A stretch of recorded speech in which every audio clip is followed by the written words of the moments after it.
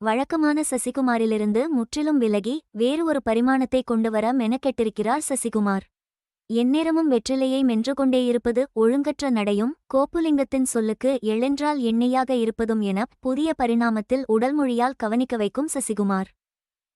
இடையிடையே வழக்கமான சசிகுமாரின் உடல்மொழி, வசன உச்சரிப்பால் அக்கதாபாத்திரத்திலிருந்து பார்வையாளர்களை விலகவும் வைக்கிறார்.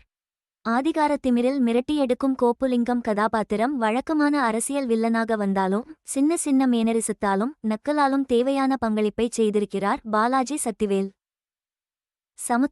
சமுத்திரக்கனியாகவே வந்து கதாநாயகனுக்கும் கதைக்கருவிற்கும் ஊக்கம் தருகிறார். ஸ்ருதி பெரியசாமியும் கட்டெரும்பு ஸ்டாலினும் தங்களுக்கு கொடுக்கப்பட்ட வேலையை செய்திருக்கிறார்கள். முக்கியமாக பழைமையான திரைமொழியை கொண்ட காட்சிகளிடம் கண்டிப்பை காட்டாமல் அவற்றை மேலும் பழைமையாக மாற்றியிருக்கிறது படத்தொகுப்பு. ஜிப்ரான் வைபோதாவின் இசையில் எராவியின் வரிகளில் எக்கி எக்கி பாக்குற பாடல் மட்டும் காதுகளை இதமாக தீண்டுகிறது. பின்னணி இசையால் சில காட்சிகளை மட்டும் காப்பாற்ற முயன்றிருக்கிறார் ஜிப்ரான்.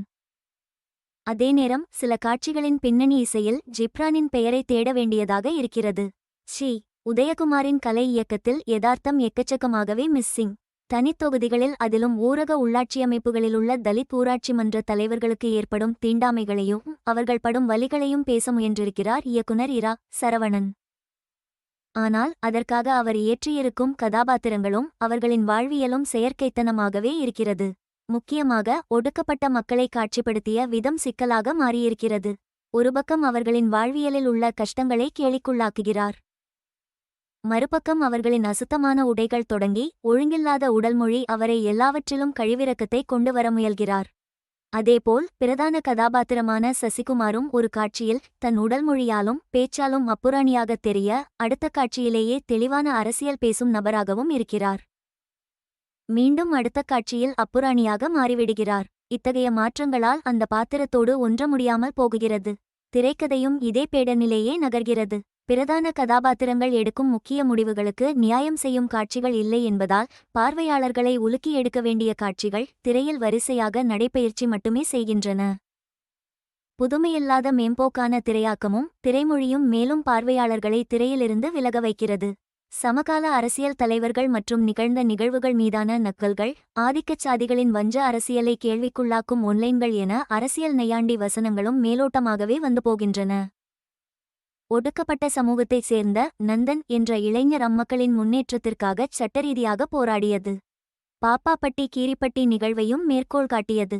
சமுத்திரக்கனி கதாபாத்திரம் பேசும் இட ஒதுக்கீடு குறித்த வசனங்கள் ஆகியவை பளீச் ரகம்.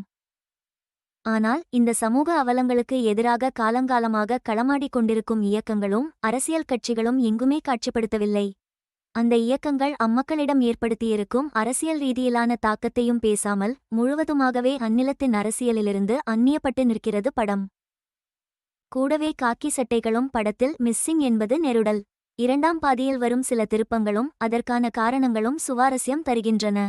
ஒடுக்கப்பட்ட சமூகத்தைச் சேர்ந்த ஊராட்சி மன்ற தலைவருக்கு அவரின் அலுவலக இருக்கையில் அமர்வது தொடங்கி தேசிய கொடியேற்றும் போது வரை நடக்கும் தீண்டாமைகளை சமரசமின்றி காட்சிப்படுத்தியிருக்கிறது படம்.